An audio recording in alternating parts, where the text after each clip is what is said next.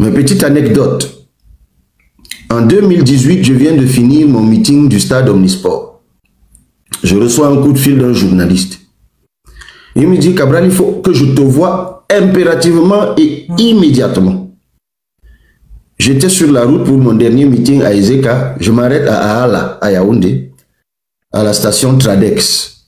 Et ce journaliste vient me retrouver. Il me dit, je suis envoyé par tel de la présidence de la République. Le président de la République est très content de ce que tu as fait. Je dis oui, mais tout content, je ne l'ai pas fait pour qu'il soit content. Ses humeurs, tant mieux, mais il me dit non, il t'a envoyé un cadeau. Et ce cadeau, c'est 200 millions. Et ça fait bizarre dans ma tête, parce que quelques minutes avant, le porte-parole, paix à son âme, Paul-Éric Kingé, d'un autre candidat, publie sur Facebook, Cabral Liby et Joshua aussi viennent de sortir du cabinet civil ayant chacun un sac de 200 millions. D'ailleurs, je dis, j'étais sur la route pour Aala et j'appelle d'ailleurs, je me souviens ce jour, Joshua Oshi. Je lui dis, mais est-ce que tu as vu la publication de Paul-Éric Kingé qui dit que toi et moi, on vient de sortir du cabinet civil avec 200 millions chacun. Paul-Éric, Joshua me dit, mais Cabral, j'ai vu, mais qu'est-ce que tu veux que je te dise? Moi, je suis en train de clôturer ma campagne, je suis à Douala. C'est toi qui es à Yaoundé là-bas. Donc, si tu es sorti du cabinet civil avec 200 millions, dis-moi. Je dis non, justement. Il me dit, mais qu'est-ce que tu veux que je te dise, gars? C'est la politique, avançons. D'ailleurs, cette réponse, Paul-Éric Kingé me la redonnera lorsqu'on se retrouve à l'installation de Tchok, le maire Tchok à Ezeka. Je lui dis, mais grand frère, tu peux me dire aujourd'hui pourquoi tu avais menti à mon sujet? Il me dit, c'est la politique, petit frère. Passons. Mais ces 200 millions, on m'a presque pourchassé pour que je les prenne, ces 200 millions. Je suis parti, je suis revenu après la campagne, je n'ai plus rappelé ni le journaliste ni personne. Mais on m'a pourchassé avec ces 200 millions. Alors, Mokhtar, est-ce qu'on peut faire remonter Mokhtar? Parce qu'on va faire court. Oui, il demande à remonter Hortense. Est-ce que, s'il te plaît, tu peux faire remonter Mokhtar? Mokhtar, est-ce que tu peux faire un commentaire? Oui, je viens de le faire remonter. Je viens de... Peut-être qu'il est encore en pause café, j'en sais rien. Ah, il est là. Alors, Mokhtar. Mokhtar? Oui, président, je suis là. Alors, je ne sais pas si tu as suivi ce que je viens de dire. Tout, à la lettre, président. Ok. Juste une séquence. Et après, tu ne quittes pas, tu restes là parce que tu vas donner une autre. Toi et moi, on est allé dans un quartier de Yaoundé rencontrer un ancien député dont tu ne donnes pas le nom. Ni la formation politique. Qu'est-ce qu'il nous a dit? Il nous a dit exactement 200 millions. Il nous a dit que le chef de l'État veut à tout prix que tu prennes 200 millions parce que les 200 millions doivent servir de carburant pour que tu ailles à la prestation de serment de ton père qui est Paul Biya et que le 200 millions c'est juste pour que tu sois dans la salle, que quand on dit Aïdou Sosouèche que tu applaudisses aussi, que vraiment c'est quelque chose, ce n'est rien, il faut que tu prennes ça. Vraiment, ce n'est rien. Ça, là, il faut que tu prennes ça. Et on était, je pense, la veille ou bien... On était à... Non, on n'était pas la veille. On n'était pas... C'est après ça que vous avez voyagé. Il a insisté. Vous lui avez dit que vous allez réfléchir. Vous êtes sorti de là et le lendemain à 17h, vous étiez dans l'avion pour les États-Unis. Et les 10 Farabor, on se titrait que vous êtes parti avec des milliards... Des milliards reçus du cabinet civil. Merci Mokhtar, ne quitte pas, tu restes là. Parce que ça, ce n'est qu'une séquence. Mais ceux qui m'ont pourchassé avec cet argent... Et si je peux me permettre, je peux simplement rappeler que le député en question est là à l'Assemblée nationale. Oh, je t'ai dit de ne pas aller plus loin, ça va. Non, c'est bon, ça va, ne va pas plus loin. On est collègues maintenant. Mais c'est quelqu'un qui avait déjà été député auparavant, longtemps avant, puisque nous avons même partagé son expérience et il nous a dit, oui, voilà comment ça se passe souvent, voilà comment les mallettes d'argent circulent souvent dans le pays. Bon, bref, c'est pas important. Et pourquoi je vais partir aux États-Unis? Parce que je suis fatigué d'être pourchassé avec cette affaire de 200 millions. Au point même que certains hauts responsables de la République, notamment de la présidence, ont commencé à appeler mon épouse en pleine nuit pour la convaincre de me convaincre de prendre cet argent. C'est d'ailleurs ainsi que je vais appeler mon tonton Mananga aux États-Unis. Et je lui dis, tonton, s'il te plaît, cette affaire commence à me faire peur. Envoie-moi 2 billets d'avion, mon épouse et moi, et on va comme ça. C'est comme ça qu'on quitte le Cameroun le 4 novembre. Il nous envoie 2 tickets de Ethiopian. On quitte le Cameroun, mon épouse et moi, on ne va revenir qu'en fin décembre. Et, Mokhtar, pourquoi je t'ai dit de rester? Parce que j'évoquais le gouvernement. Toi et moi, on est allés chez un haut responsable de la présidence de la République pour cette affaire de gouvernement. Est-ce que tu peux dire ce qui s'y est dit? Parce que tu y étais. Président, il était question... Bon, on ne va pas citer les noms, mais il y a quand même une preuve de cette présence-là. Je pense que le même soir, j'ai une photo Facebook avec la personne en question que j'ai postée le même soir. Donc, si quelqu'un a des doutes sur cette histoire, il peut aller sur ma page Facebook, il va voir la photo avec la personne. Parce que je l'ai postée le même jour. Il était question ce jour, Président, que vous plaigniez que le mouvement que vous représentiez prenne 2 postes de ministre et 3 postes de directeurs généraux pour entrer au gouvernement. Que c'est une demande expresse du président, que le président insiste pour ça, et que refuser sera un affront. Ils ont insisté, pour donner un ordre d'idée, on est arrivé à cette réunion vers 23h, on a fini la réunion vers 3h du matin. Parce que, il y avait un seul sujet à l'ordre du jour, c'était ce sujet-là. Il fallait nous donner 2 postes de ministres. Je pense on disait même qu'on voulait créer un poste de ministre chargé de la diaspora, et d'autres parlaient de ministres, ils parlaient aussi de ministère de l'Agriculture. Et 3 postes de DG pour les membres de nos équipes. Et on est resté là. Longtemps on est sorti.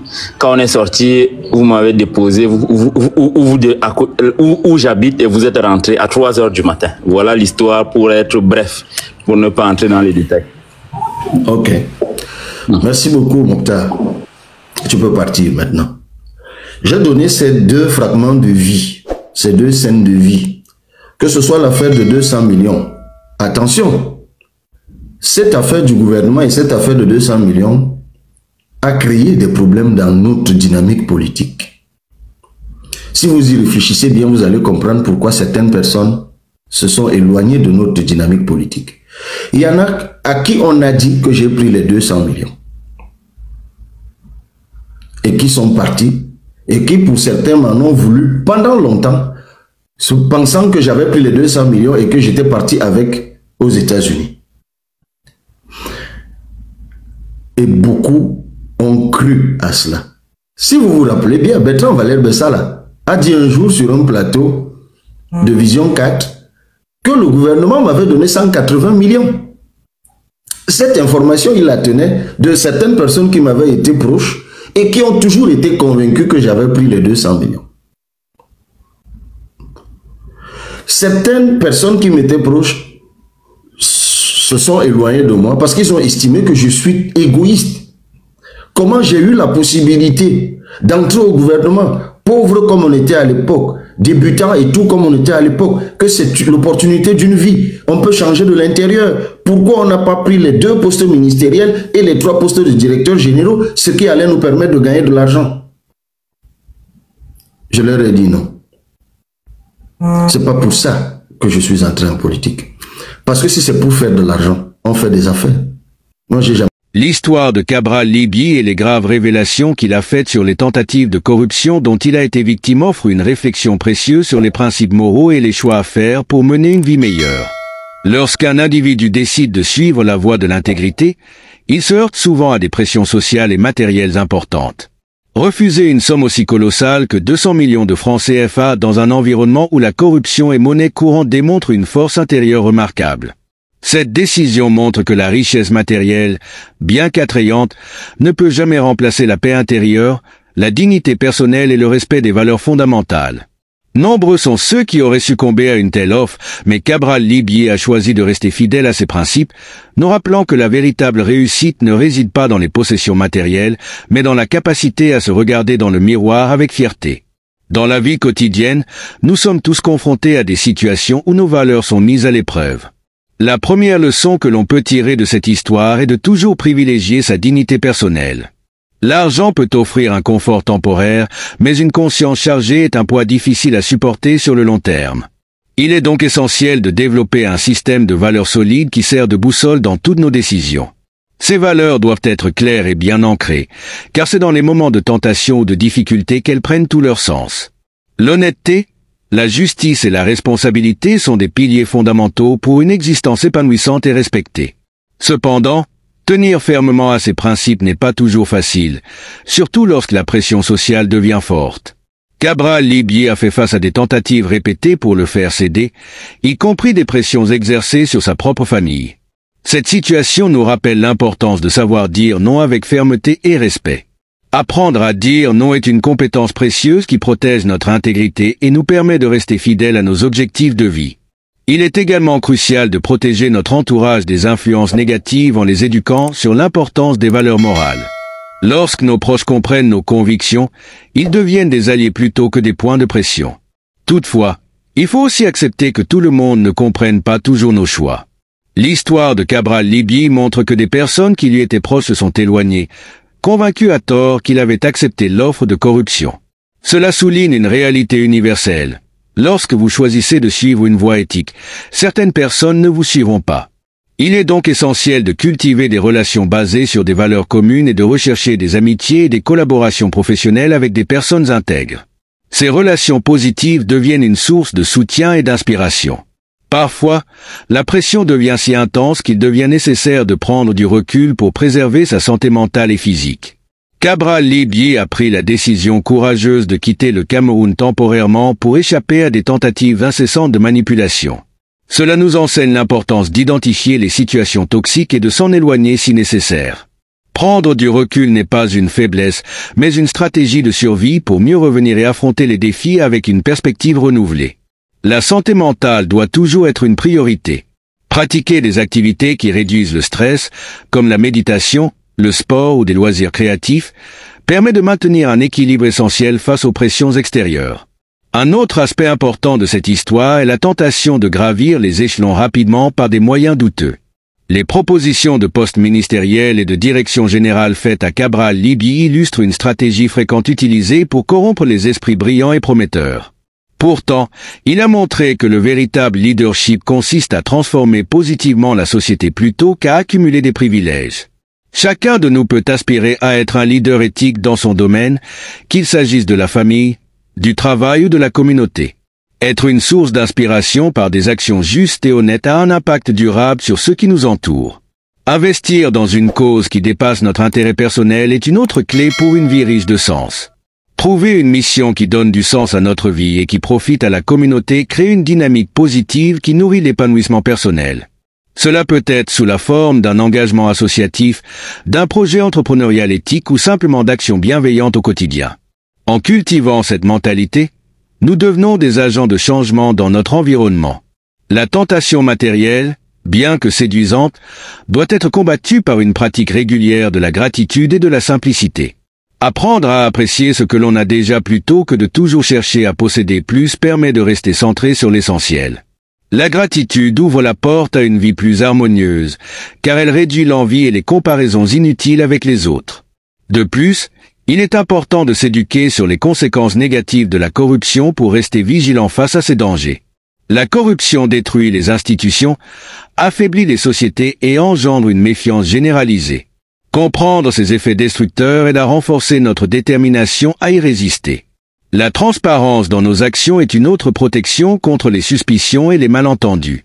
Communiquer ouvertement sur nos choix permet de gagner la confiance de ceux qui nous entourent et de dissiper les rumeurs infondées. Enfin, développer son indépendance financière est crucial pour réduire la tentation de céder à la corruption. Lorsque nous sommes financièrement autonomes, nous avons la liberté de faire des choix éthiques sans être contraints par des besoins matériels pressants. En conclusion, l'histoire de Cabral Libye est une puissante illustration de la résistance face à la corruption et aux pressions politiques. Elle nous invite à réfléchir sur la manière dont chacun peut vivre une vie meilleure en accord avec ses principes moraux. Cultiver l'intégrité, savoir dire non, protéger son entourage, prendre du recul, aspirer à un leadership éthique, pratiquer la gratitude et investir dans des causes positives sont autant de clés pour une existence éthique harmonieuse et inspirante. Ces principes, bien appliqués, permettent de construire une vie riche de sens et de contribuer à une société plus juste et équitable.